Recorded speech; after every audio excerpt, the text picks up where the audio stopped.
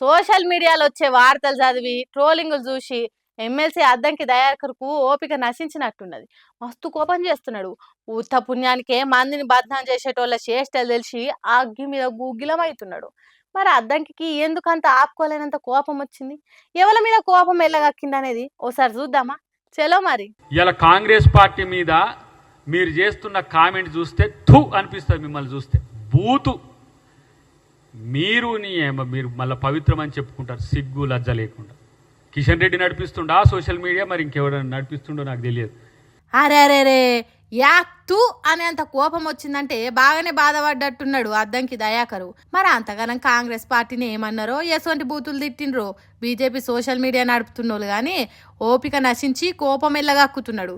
సరే, సోషల్ మీడియాలో పనిచేసేటోళ్ళకి తెలియదు అనుకుందాం, దాన్ని నడిపేటోళ్ళకైనా తెలవాలే కదా అన్నట్టు మాట్లాడుకుంటా సెంటర్ మంత్రి కిషన్ రెడ్డినో మాట అన్నాడు. చూస్తానికి ఏమో నల్లికుట్టలాగా కనపడతావు కానీ ఇలాంటి భాషనా ఇదా? సిగ్గు లజ్జ ఉందా ఆ భాషతో? అరే కేంద్ర మంత్రిని పట్టుకొని నల్లి కుట్లోడంటివి కదనే దయాకర్ అన్న. వాళ్ళ భాష బాగలేదని చెప్తున్నావు కానీ నువ్వు మాట్లాడేది ఎట్లున్నదే? అంత కోపం ఎందుకే బీజేపీ పార్టీ సోషల్ మీడియా అంటే? ఎక్కడియో పెట్టిన వెనకటి గడ కట్ చేసి ఇటు కట్ చేసి అటు తీసుకొచ్చి నా మీద ట్రోల్ చేస్తారు, రాహుల్ గాంధీ మీద ట్రోల్ చేస్తారు. ఓహో, అందుకా నీ కోపం అంతా? ఎప్పుడో నువ్వు పాకిస్తాన్ దేశాన్ని ప్రేమిస్తే తప్పేంది?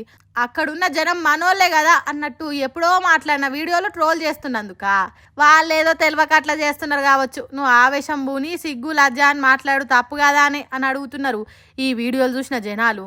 మరి బీజేపీ పార్టీ సోషల్ మీడియాను ఎట్లా ఎదుర్కొంటారో ఏమో చూడాలి కాంగ్రెస్ పార్టీలు. అబ్బబ్బబ్బా, ఈ సర్కార్కు కాన్లున్నాయా లేకుంటే మూసుకపోయినాయా? ఒకటారేండా దినం రైతులు గింత తిప్పల పడుతున్నా కూడా రవ్వంతా కూడా కానికరం చూపియబుద్ధి అయితలేదా? చిసి చేట్లా మా బతుకులు మేమే ఆగం చేసుకుంటాం కదరా దేవుడా అని లాభో దిబ్బ మొత్తుకుంటారు రైతులంతా. చూడు రీ కథ.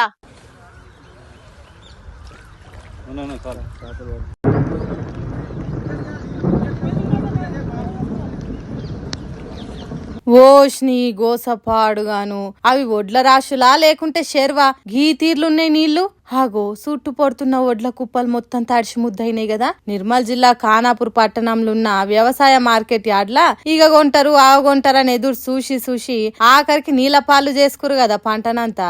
ఆరుగాలం కష్టపడి అప్పో సోపో చేసి పెట్టుబడులు పెట్టి పంటలు పండిస్తే ఈ సర్కార్ పుణ్యమాని గీ తీర్లైంది పంట ఫలితనం. ఒడ్లు తెచ్చి రోజులు గడుస్తున్నా కూడా కొన్న పాపాన కాదు కదా, అటు దిక్కు మర్రి కూడా చూస్తలేరట. సరే, ఎట్లనో అల్లకు నచ్చినప్పుడే కొంటారు గాని కనీసం వానదేవుడి నుంచి పంట కాపాడుకోనికే కవర్లు ఇచ్చైనా పుణ్యం కట్టుకోవచ్చు కదా, అది లేదు. మరి ఏం కావాలి మా రైతుల పరిస్థితి? మమ్మల్ని ఏ విధంగా ఆదుకున్నప్పుడు ఎందుకు ఇంకా మేము ఈ సర్కార్ను గెలిపించి ఫాయిదా? కనీసం ఇప్పటికైనా నిర్లక్ష్యం చేయకుండా ఎంత వీలైతే అంత జల్దీ గీ ఒడ్లు కొనుక్కొని ఎంతో కొంత ఇయ్యిర్రి సార్లు. ఇట్లనే ఊకుంటే ఆ మిగిలినవి కూడా నీళ్ళలో కొట్టుకపోయినా ఆదుకునే దిక్కులేదు మాకు. కనీసం తెచ్చిన అప్పులైనా కట్టుకుంటాం అందాండాలు పెడుతుర్రు.